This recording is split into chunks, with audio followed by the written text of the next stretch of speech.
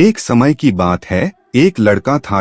वह एक साहूकार के यहाँ काम करता था।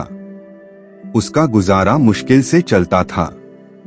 वह रात को अपने लिए 4 रोटी बनाता और खाता। कई दिन से उसकी एक रोटी कोई चुरा कर ले जाता। एक दिन उसने देखा कि एक मोटा सा चूहा आता है और उसकी रोटी लेकर चला जाता है। उसने उसे रोका और कहा, मैं बड़ी मुश्किल से 4 रोटी कमा पाता हूँ, मैं आगे ही परेशान रहता हूँ। मेरी गरीबी कब दूर होगी और ऊपर से तुम मेरा एक रोटी ले जाते हो। चूहा बोला, मैं तो अपनी किस्मत की खाता हूँ और रही बात तुम्हारी परेशानी की तो उसका हल गौतम बुद्ध ही कर सकते हैं, परंतु वह बहुत दूर रहते हैं। लड़का बोला, अगर वह मेरी मुश्किल हल कर सके तो मैं दूर जाने को भी तैयार हूँ। अपनी समस्या का समाधान पाने के लिए वह साहूकार से कुछ दिनों की छुट्टी लेता है और महात्मा बुद्ध से मिलने के लिए निकल पड़ता है। चलते चलते रात हो जाती है। उसे रात रहने के लिए एक जगह चाहिए थी। उसने पास में ही एक हवेली देखी और हवेली का दरवाजा खटखटाया। हवेली से एक महिला बाहर आती है। वह लड़का उसको बताता है, मुझे महात्मा बुद्ध से मिलने जाना है और रास्ता बहुत लंबा है। क्या मैं यहाँ एक रात के लिए रुक सकता हूँ? हवेली की मालकिन बोली, हाँ तुम रुक सकते हो, लेकिन मेरी एक शर्त है। तुम्हें महात्मा बुद्ध से मेरा एक सवाल पूछना होगा।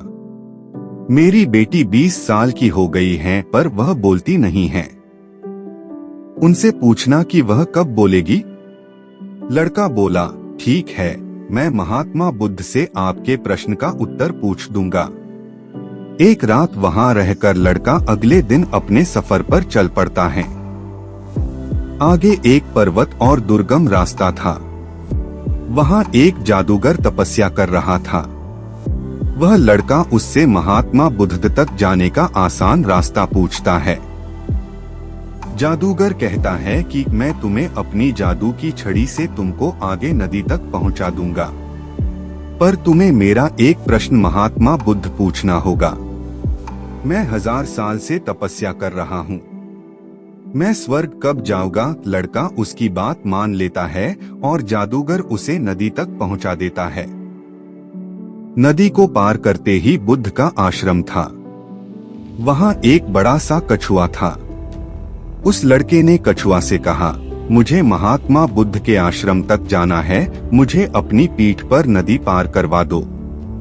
कछुआ बोला, नदी तो मैं पार करवा दूंगा, परंतु तुम्हें महात्मा बुद्ध से मेरा एक प्रश्न पूछना होगा। मैं 500 साल से नदी में हूँ, मैं ड्रैगन कब बनूंगा? लड़का कछुए की बात मान लेता है और वह नदी पार करवा देता है। वह महात्मा बुद्ध के आश्रम पहुंच जाता है। जब वह महात्मा बुद्ध से मिलता है तो कहता है कि मुझे आपसे अपने प्रश्नों के जवाब चाहिए।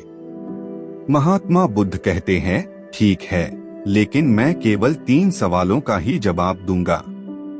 महात्मा बुद्ध देखना चाहते थे कि वह किसके प्रश्न का त्याग करता है। उधर लड़के के मन में द्वंद्व चल रहा था कि मैं किसके सवाल का त्याग करूं। कछुआ 500 सालों से इंतजार कर रहा है, जादूगर 1000 सालों से, गूंगी लड़की 20 सालों से और मैं भी आर्थिक परेशानी का हल ढूंढने बहुत कठिनता से यहाँ पहुँचा हूँ। फिर वह गहन विचार करता है कि मैं ज्यादा मेहनत करके अपनी समस्या सुलझा सकता हूँ, इसलिए उसने अपने प्रश्न का त्याग कर दिया।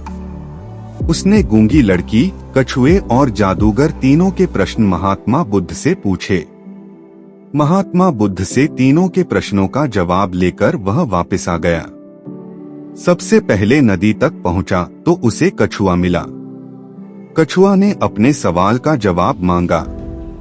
उसने कछुआ से कहा, महात्मा बुद्ध ने कहा है कि जब तुम अपना कवच उतार दोगे तो तुम ड्रैगन बन जाओगे। कछुए के कवच उतारते ही वह ड्रैगन बन गया। उसके कवच से बहुत सारे मोती निकले। कछुआ बोला, यह मोती मेरे किसी काम के नहीं हैं, इसलिए इन्हें तुम इसे ले जाओ। वह लड़का मोती लेकर आगे पहाड़ी पहुंचा। उसे वहां जादूगर मिला। उसने अपने सवाल का जवाब मांगा। लड़के ने जादूगर से कहा, महात्मा बुद्ध के अनुसार तुम अपनी जादू की छड़ी छोड़ते ही स्वर्ग जा सकते हो। वैसा ही हुआ। जादूगर ने जाते जाते लड़के से कहा, यह जादू की छड़ी मेरी किसी काम की नहीं है, इसे तुम ले जाओ। लड़के ने छड़ी ली और आगे चल पड़ा। चलते चलते वह हवेली तक पहुंचा। हवेली की मालकिन ने अपने सवाल का जवाब मांगा।